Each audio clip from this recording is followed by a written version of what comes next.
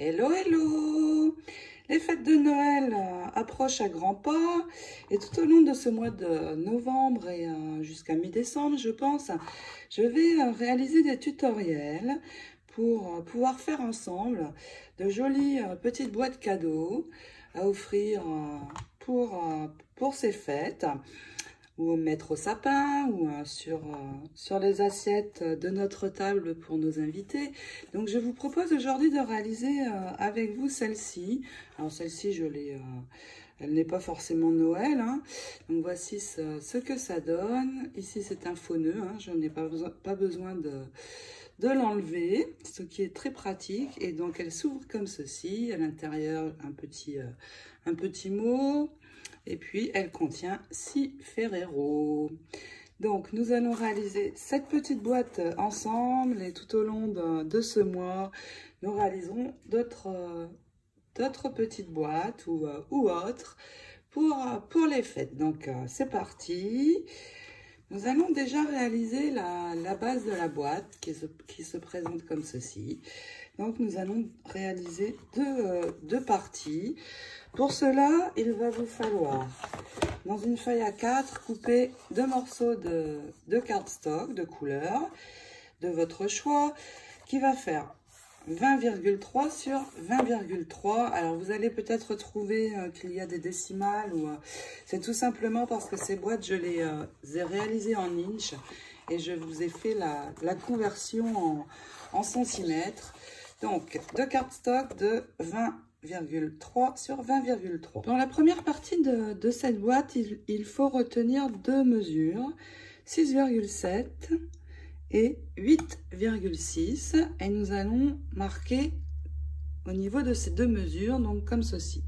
Donc, vous positionnez ici à 6,7 et vous allez marquer votre première ligne, comme ceci, et puncher en haut. Ensuite, vous tournez à 90 degrés et vous allez vous positionner cette fois maintenant à 8,6. Poinçonnez et puis marquez votre ligne. Et vous allez répéter ceci. Donc ici, je me remets à 6,7. Je poinçonne et je tourne une dernière fois à 8,6. Elle est très bien cette punch board, c'est juste pour les centimètres, on a vraiment beaucoup de mal à voir. Donc, dernier marquage ici.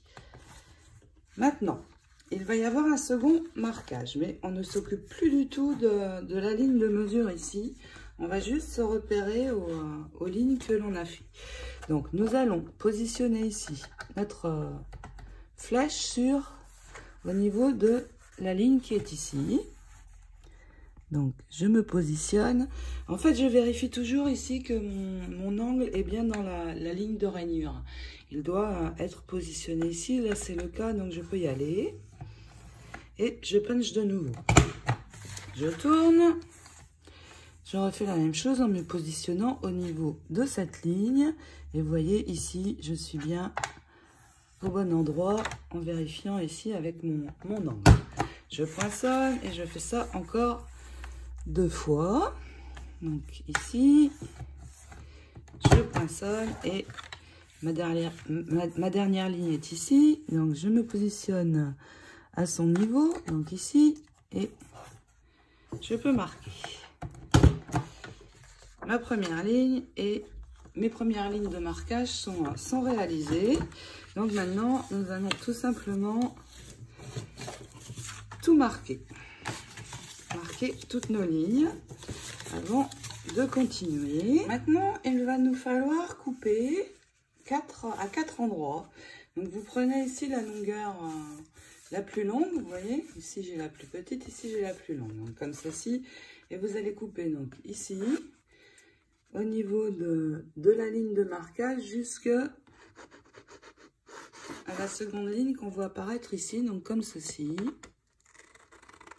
en vous arrêtant ici à la seconde ligne, et vous faites ceci sur les 4 coins, comme ceci. Et je fais la même chose de l'autre côté. Ensuite, une fois que vous avez fait, vous avez coupé vos 4 endroits, vous allez replier les triangles sur votre feuille et vous voyez la ligne de marquage est ici en dessous. Je vais tout simplement prendre une règle, me positionner au niveau de ma ligne de marquage et tracer un trait. Donc je vais faire ça au niveau des 4 triangles et je vais enlever la pointe qui va être de trop. Donc avec mes ciseaux, j'enlève mes 4 coins. Ce que j'obtiens, j'ai enlevé mes 4 triangles, j'ai coupé. Donc voici ce que j'obtiens pour la base de la boîte. Il va me falloir maintenant faire la même chose avec mon deuxième cardstock qui correspond donc au couvercle et cette fois 2 mesures à retenir, 7,1 et 9. Donc je me positionne d'abord à 7,1 ici, je poinçonne et je marque. Ensuite je tourne à 90 degrés et je me positionne cette fois à 9. Je poinçonne, je marque et je refais ceci encore 2 fois à 7,1 pour la suivante et la dernière à 9. Ensuite, je vais reprendre mes lignes de pliage et tracer de nouveau. J'ai juste oublié ceci. Donc, vous voyez, ma ligne est ici. Mon angle est bien au niveau de la rainure. Je le vois apparaître ici. Donc, je marque. Je poinçonne. Je tourne. Je prends ma ligne de marquage qui est ici. Je la positionne sur, au niveau de la flèche. Je vérifie ici que je suis bien au bon endroit. Je marque. Je poinçonne et je vais faire ça encore 2 fois. Ma ligne de pliage ici. Je suis au bon endroit. Je vérifie toujours ici en fait. Je peux marquer. Et une dernière fois. Comme ceci. Une fois que l'on a ça, on va refaire la même chose. D'abord couper à nos 4 endroits. Donc la ligne la plus longue se trouve ici, la plus courte ici. Vous voyez, sur l'intérieur de ma boîte qui est là. Donc je prends la ligne la plus longue et je coupe ici jusqu'à la première ligne de marquage que je vois apparaître ici. Et je fais ça sur les 4 angles, comme ceci. Et maintenant, donc, je marque tous mes plis. Et une fois que je les aurai tous marqués, je vais reprendre ma règle et refaire la même chose pour enlever le bout de mes triangles. Donc, je marque mon trait, vous voyez. Et je vais enlever ici le haut de mon triangle. Je fais la même chose sur les 4 triangles. J'ai maintenant mes 2 parties de près, donc nous pouvons ranger la punchboard. Je vais reprendre donc la base de ma boîte et maintenant je vais appliquer de l'adhésif. Alors pourquoi de l'adhésif? Alors déjà parce que je vais pouvoir coller sans attendre que ça sèche. Et puis, je n'aurai aucun risque de gondolage de mon papier de cette manière. Donc, l'adhésif, nous allons le poser comme ceci. Donc, je vais commencer ici. Donc, je n'en mets pas sur la ligne de pliage, bien sûr. Donc, vous allez mettre 2 morceaux ici.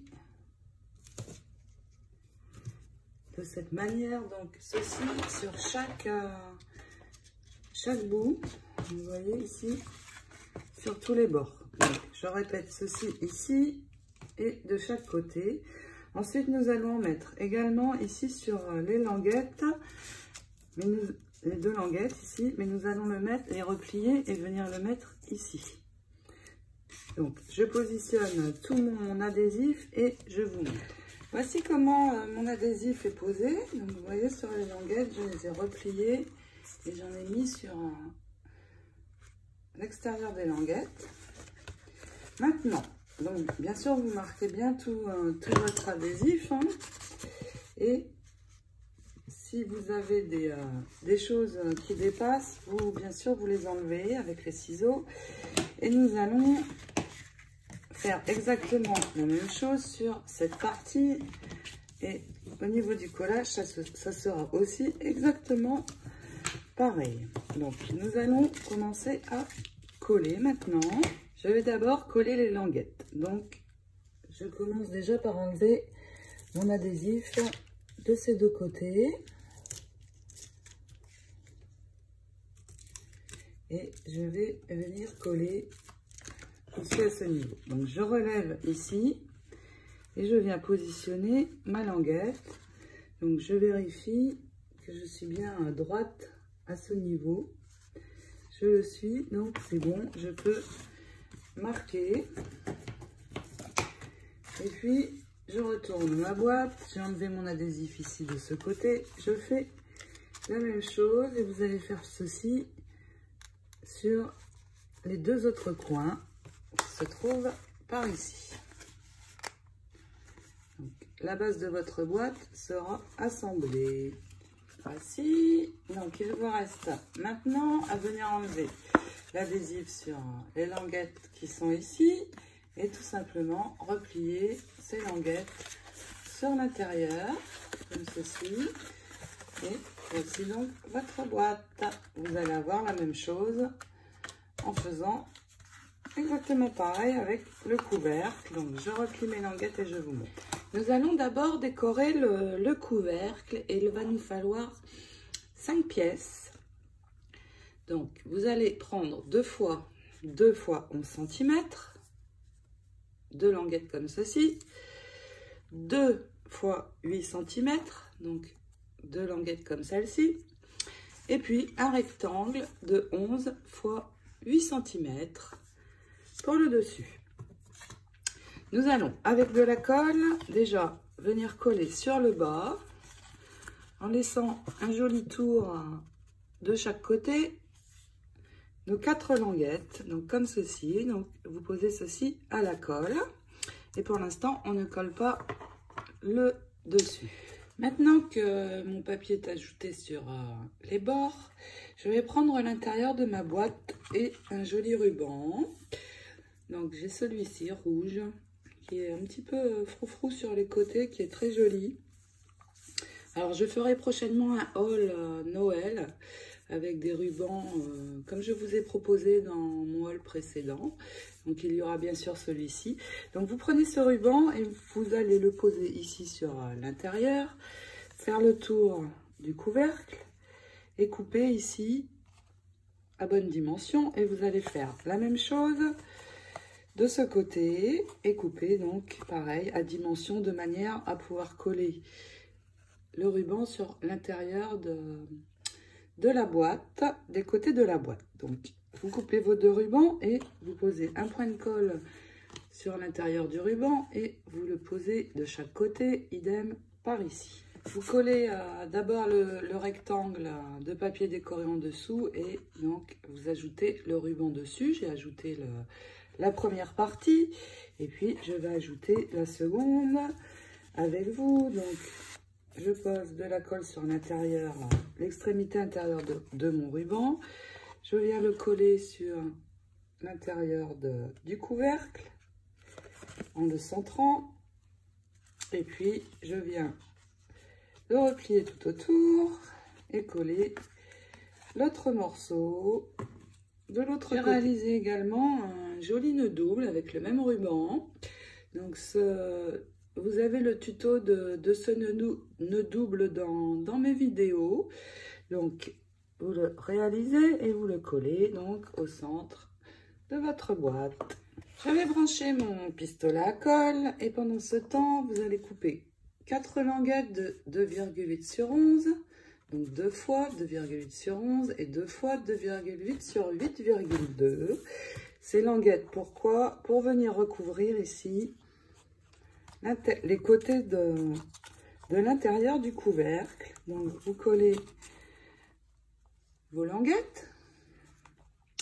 Ici, j'y mettrai un tamponnage Merry Christmas, mais je le ferai à la fin. Je vais, une fois mes languettes collées, prendre ce joli ruban. C'est un ruban, je vais l'appeler barbe de Père Noël, que vous pouvez aussi me demander. Je le mettrai dans le haul Christmas. Je vais juste faire le tour avec de mon couvercle et le couper à bonne dimension. Et avec le pistolet à colle, je vais poser de la colle tout autour et poser mon ruban barbe de Père Noël. J'ai détouré un Père Noël dans ce papier. Je vais le coller sur un cardstock vert sapin. Je vais le coller et le détourer avec mes ciseaux tout autour. Voici le résultat. Donc je fais ça pour consolider mon image parce que le Père Noël est coupé dans un papier très fin, mais aussi pour le faire ressortir également. Donc je vais poser ma colle et l'ajouter tout simplement ici sur le haut de ma boîte. Donc ce couvercle est terminé, il nous restera tamponné ici le mot Merry Christmas. Je vais juste maintenant décorer le fond de boîte. Pour le fond de la boîte, ça va être beaucoup plus simple. Il va vous falloir de nouveau 4 bandes pour recouvrir les côtés. Donc je vais la prendre dans le papier inverse, donc que celui du couvercle, juste pour que ça fasse ceci en fait quand on ferme. Donc il nous faut 4 bandes, 2 qui font 3 sur 10,2, 2 qui font 3 sur 7,8 et un rectangle donc que je prends pareil à l'inverse dans ce papier de 10,3 sur 7,5 et vous pouvez coller tous vos morceaux sur l'extérieur de votre fond de boîte. Pour l'intérieur, c'est tout simple, je ne décore rien tout simplement parce que j'ai pris un rectangle de papier de soie blanc et je vais venir tapisser avec mon fond de boîte dans lequel viendront se positionner mes chocolats. Voici donc mon fond de boîte décoré. Il me reste à ajouter maintenant un papier de soie dans le fond et à venir y disposer mes Ferrero. Donc au nombre de 6, c'est pas mal. Alors j'ai choisi des Ferrero, ça pourrait être des boules Lindt rouges aussi, ce serait très joli dedans. Et en même temps, j'ai pas trop le choix des chocolats parce que les USA, c'est pas le pays du chocolat. Donc à part les Ferrero et les Lindt qui sont bons, le reste, je ne vous explique même pas. Donc voici cette jolie boîte. Je n'ai plus qu'à ajouter le couvercle pour la fermer et juste à venir mettre le mot Merry Christmas. Il me reste à venir prendre ces 3 formes de dies. Donc ça peut être autre chose, hein, ça peut être des rectangles, ça peut être ce que vous voulez. Donc voici ce que j'ai fait pour le couvercle intérieur de ma boîte. J'ai pris la plus grande taille de dies et j'ai fait une découpe dans ce papier et puis j'ai tamponné le mot Merry Christmas sur un fond rouge et je suis venue détourer comme ceci. Je vais coller ces deux découpes sur le fond de ma boîte comme ceci et puis pour le dessus de mon couvercle j'ai pris la taille moyenne de mon die, fait une découpe rouge et puis tamponné Merry Christmas sur un papier vert olive. en prenant le plus petit détail et puis je vais les coller ensemble comme ceci et les ajouter sur ce côté de ma boîte en remontant un petit peu sur le haut. Je viendrai pour finir ajouter quelques paillettes autour ici de ma jolie étiquette et ce sera terminé. Donc je colle tout ça, je vous montre le résultat final. Pour finir, j'ai tamponné le mot Merry Christmas sur du cardstock vert et sur du cardstock rouge. Et j'ai détouré avec cette plus petite forme de dies. Donc j'ai 3 dies de tailles différentes, de formes identiques mais de tailles différentes. Donc ça peut être des rectangles, toutes les formes que vous voulez. Donc déjà avec le plus petit, ces deux étiquettes. Et puis avec la taille moyenne, je suis venue faire un fond rouge pour y coller l'étiquette verte. Et puis avec la grande, un fond écossais pour venir y coller l'étiquette rouge. Ceci va se positionner sur l'intérieur de mon couvercle. Et ceci va se positionner juste ici. Je colle tout ça, je vous montre le résultat final. Voici donc le résultat final du couvercle de notre jolie boîte. Il nous reste à la fermer et à venir poser au pied du sapin ou dans nos assiettes pour les invités de Noël. J'espère que ce tuto vous aura plu. Si vous souhaitez du ruban comme celui-ci ou le rouge que j'ai utilisé dans ce tuto, vous pouvez me contacter. Bien sûr, celui-ci coûte 3 $ du yard, 90 cm le yard. Et celui-ci est plus cher, il coûte 5 $ pour les 90 cm. Mais franchement, ça fait très sympa. Je l'avais acheté en prévision d'une déco Noël. Et bien voilà, j'ai réussi à l'utiliser. Donc, je vous souhaite à toutes de belles réalisations de Noël. Nous nous retrouverons très prochainement dans un prochain tuto pour un autre genre de boîte. Et puis, vous voyez, selon la décoration que vous faites sur votre boîte, on a un résultat tout à fait différent. Donc, belle réalisation à vous. Merci de me suivre et de me regarder. Je vous fais de gros bisous. À très bientôt.